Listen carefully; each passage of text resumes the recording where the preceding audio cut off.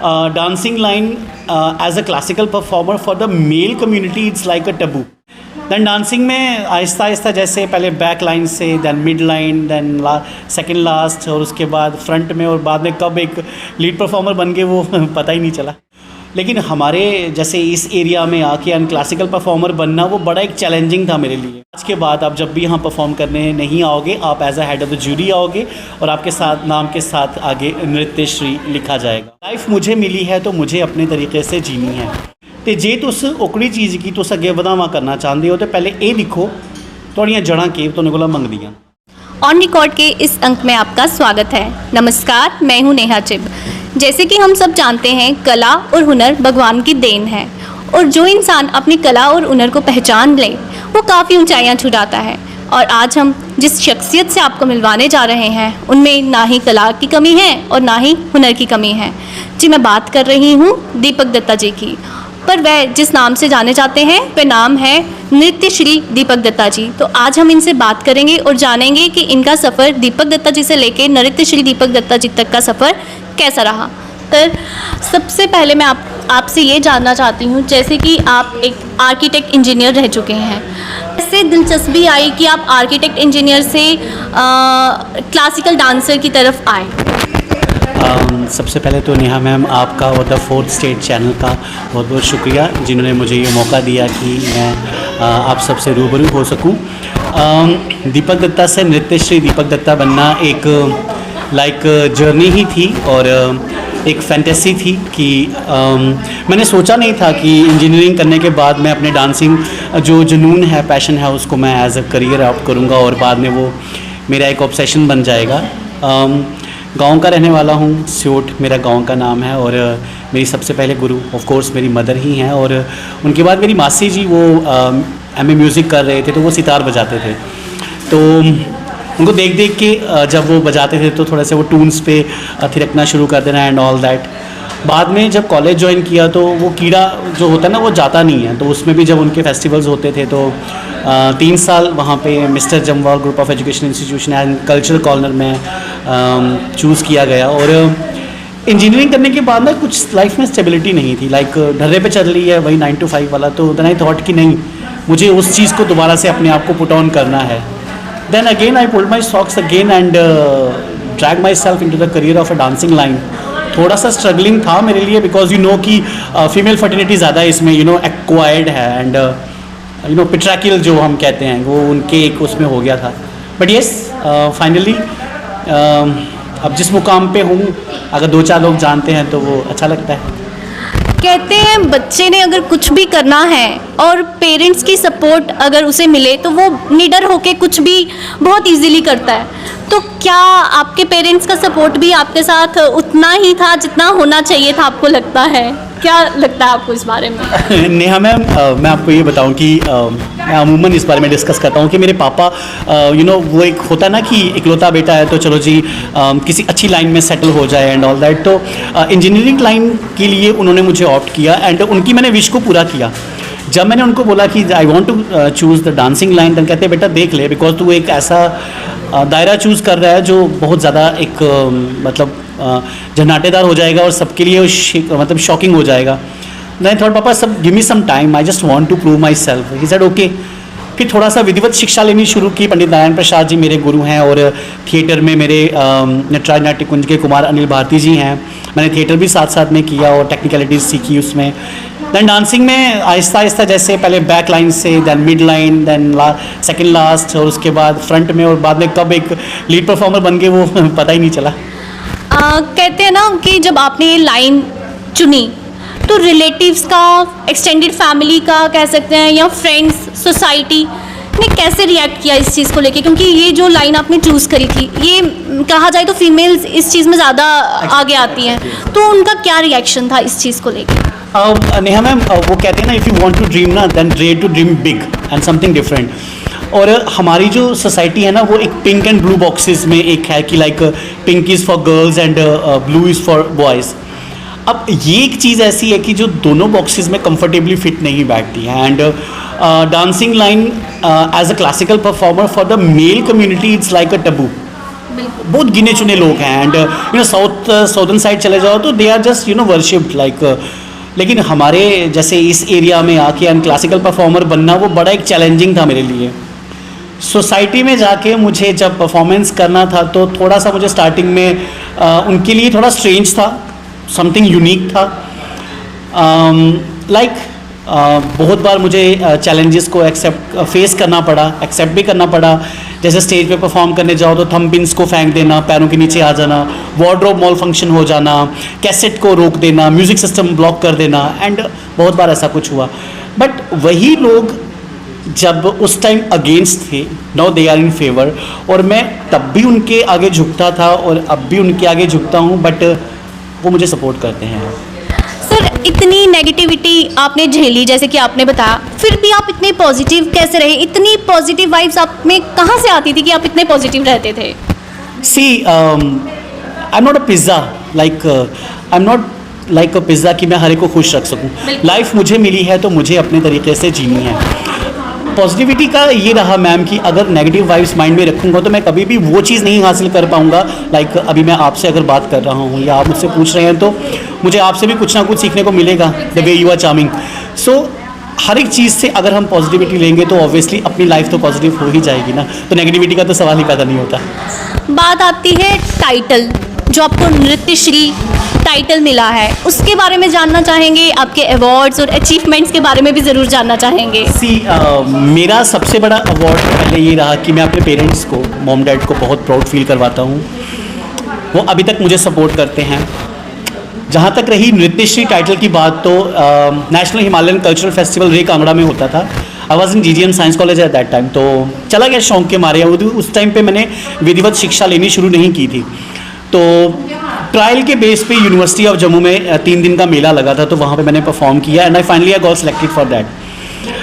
उसके बाद जब वहाँ फेस्टिवल में गया तो व्हेन आई सा कि वहाँ तो लाइक बहुत ज़्यादा दिग्गज आए हैं, तो मैंने कहा मैं तो किसी कैटेगरी में ही नहीं आता, बट मैंने कहा चलो ठीक है, ट्राई करते हैं कि कैसा वहाँ होता है। एंड जब कांगड़ा में वहाँ परफॉर्म किया तो मैंने हृदयनाथ मंगेशकर जी का भैरवी मूवी का सॉन्ग था ओम नमः शिवाय पे मैंने परफॉर्म किया।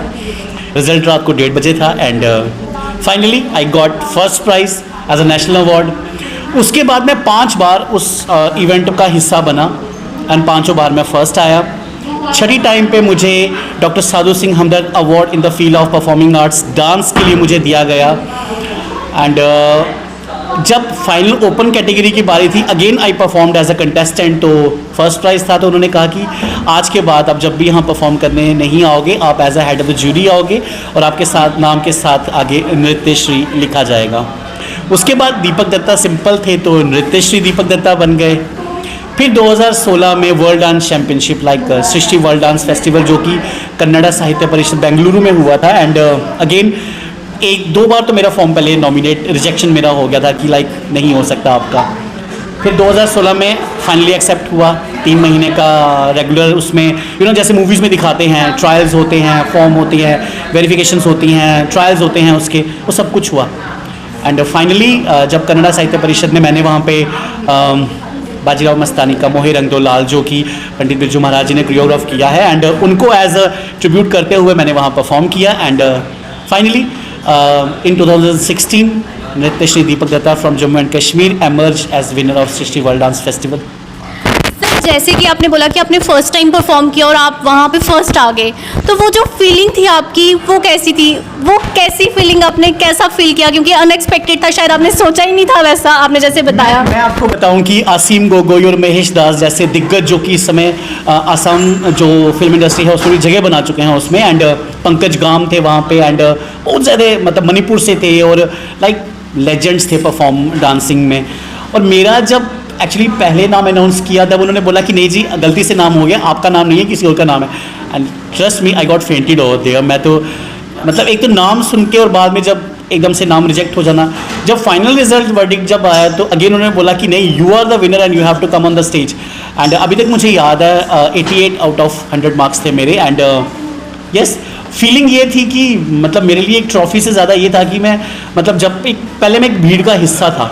जब सोलो डांस कैटेगरी एक ऐसी होती है जो सबसे लास्ट में अनाउंस की जाती है, मतलब पूरा 1 घंटे का पूरा इवेंट होता है, उसके बाद सोलो डांस की कैटेगरी अनाउंस की जाती है और फीमेल के बाद मेल कम्युनिटी को उन्होंने किया जाता है उसमें। एंड जब विनिंग कैटेगरी में मेरा नाम आया तो literally I was shivering and yes, जब प्राइज़ लेने गया तो मैंने हाथों से नहीं लिया था, मैंने जब वो एक आउटफिट का ही एक स्टॉल था एंड मैंने वो आगे किया और उन्होंने उसमें गोदी में डाला। जैसे कि बहुत सी औरतें हैं जिनको बहुत शौक रहता है, कहीं ना कहीं वो कर नहीं पाती, फैमिली सपोर्ट नहीं करती कहा जाए, या फाइनेंशियली उतने स्ट्रांग नहीं रहती, तो क्या आपने कोई फ्री वर्कशॉप्स के बारे में सोचा है कि मैं फ्री वर्कशॉप्स करवाऊंगा? With the blessings of Nataraja, मैं आपको ये बताऊँ मैम कि जब लॉकडाउन स्टार्ट हुआ था तो वन ऑफ द मीडियोकर, आपकी तरह ही कोई मीडिया फर्टिलिटी से थे, एक्सपर्ट्स थे, तो उन्होंने मुझे गाइड किया था कि आप एक बार ऑनलाइन क्लासेस को स्टार्ट कीजिए। तो मैंने ऑनलाइन डांसिंग सेशन स्टार्ट किए, स्टार्टिंग फ्रॉम नाट्यशास्त्र, भरत मुनि के नाट्यशास्त्र से लेके टिल नाउ। अलग अलग डांस कैटेगरीज थी, लाइक घुंघरू कैसे बांधे, देन शिव तांडव कैसे परफॉर्म करते हैं, देन नवरसा क्या होता है, देन माइम क्या है उसमें, देन विभक्तियाँ क्या हैं उसमें, देन एक्सप्रेशंस कैटेगरी के बारे में, देन मेकअप कैसे करें। उसमें क्या हुआ कि ट्रस्ट मी, लेडीज़ खासकर बड़ी अच्छी जुड़ी, जो बच्चे मेरे साथ कनेक्टेड थे, स्कूल से जो बच्चे कनेक्टेड थे और उनके साथ जो उनकी जो मदर्स थी, जो उनकी फैमिली जो थे, जो डांस में इंटरेस्टेड थे, वो मेरे साथ जुड़े, उनके फीडबैक्स मुझे आने शुरू हुए। फिर उनकी ही सजेशन से मैंने अगले सेशंस को आगे कंटिन्यू करना शुरू किया। एंड जो सीखना चाहते हैं उनके लिए मेरे दरवाजे हमेशा खुले हैं and they really if they really want to learn this, सबसे पहले वो ये बोले कि हाँ मैं कर सकता हूँ या कर सकती हूँ, वो जज्बा होना चाहिए। Exactly, they should have that type of that zeal factor. बिल्कुल जी। बात करें पेरेंट्स बच्चों को डांस का शौक है, स्पेशली बॉयज़ को लें तो अगर उनको क्लासिकल का शौक है तो पेरेंट्स का रहता है नहीं ये नहीं करना, या बच्चों को करने नहीं देते, उनका रहता है कि डांस का कोई स्कोप नहीं है। तो आप क्या मैसेज देना चाहते हैं उन पेरेंट्स को जो अपने बच्चों को कहीं ना कहीं रोकते हैं कि नहीं इस फील्ड में नहीं जाना? अगर आपका बच्चा, rather boy or girl, if they want to pursue their career in dancing, they have a lots and lots of scopes over there. वहाँ पे बहुत ज़्यादा, अब वो ट्रेंड चला गया कि just pay and perform, no, you just pay and get the अब आपको ये है कि आपको परफॉर्म करना है and you will get that. अब ये ट्रेंड आ चुका है, वर्कशॉप्स होती हैं, ई सर्टिफिकेट्स होते हैं, सर्टिफाइड सर्टिफिकेट्स होते हैं, नेशनल सर्टिफिकेट्स होते हैं, इवेंट्स होती हैं, देन टूर्स होते हैं, देन कैंप्स होते हैं, उसके बाद बच्चा वो हासिल करता है जो वो रियली डिजर्व करना चाहता है। कहा जाए तो आप जम्मू की शान है, तो डोगरों के लिए क्या मैसेज, डोगरी हमें प्रमोट करनी है, जैसे कि आजकल लोग डोगरी नहीं बोलते, बच्चों को डोगरी नहीं बोलना सिखाते, बोलते नहीं हिंदी या इंग्लिश आना चाहिए, बट डोगरी हमारी मदर टंग है, तो उसको प्रमोट करने के लिए आप क्या मैसेज देना चाहते हो कि डोगरी बोलनी चाहिए, बच्चों को सिखानी चाहिए कि नहीं सिखानी चाहिए? नेहा मैम, पहले मैं तो आपको एक बात बताऊं कि मैं खुद मीरपुरी हूं एंड मुझे वो लैंग्वेज आती थी। I just want to continue in the Mirpuri.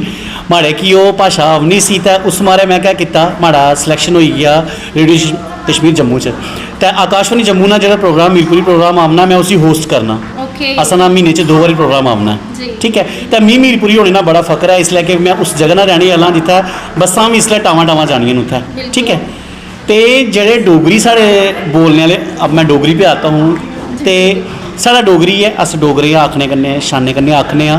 तो जे तुस ओकड़ी चीज़ की तुस अगे वधावा करना चाहते हो तो पहले ये दिक्खो तुहाड़ियां जड़ां केह् तुहानूं कोला मंगदियां। तुस एक चीज़ की फड़िए, ये नहीं आखो अस डोगरे हाँ, डोगरे दियां जड़ां फड़ो, डोगरा संस्कृति डोगरा सभ्याचार की जड़ां फड़ो। डोगरा कल्चर इन्ना ज़्यादा इसलिए बिखराव च है ना, उसी संजोना लोचदा। तो जे अगर सारे कलाकार मिलिए अगर इस चीज़ की बढ़ावा देंदे ना, मैं करिए, अगर वो आखन कि अस करन ना, तो सारा डोगरा कल्चर जड़ा कुत्थे दा कुत्थे पुज्जी सकदा। तो सर जैसे हमें पता है कि आपको डांसिंग के साथ साथ सिंगिंग का भी शौक है, आप गाते हैं, तो हम चाहते हैं कि आप हमारे दर्शकों को 2 लाइन सुनाइए। ओके मैं आपको क्लासिकल में ही कुछ सुनाऊंगा। नैनों में बदरा छाए, बिजली सी चमके हाय, ऐसे में बलम मोहे गरबा लगा ले, नैनों में बदरा छाए। बहुत खूब। हम ये कह सकते हैं कि आप अच्छे डांसर ही नहीं बल्कि अच्छे सिंगर भी हैं। तो आज हमने बात की नृत्य श्री दीपक दत्ता जी से और उनसे जाना कि उनका ये सफ़र कैसे स्टार्ट हुआ और कैसे कैसे उन्होंने अब ऊंचाइयां छुई। हमें बात करके बहुत अच्छा लगा। आपको भी होप ये वीडियो अच्छी लगी हो। धन्यवाद।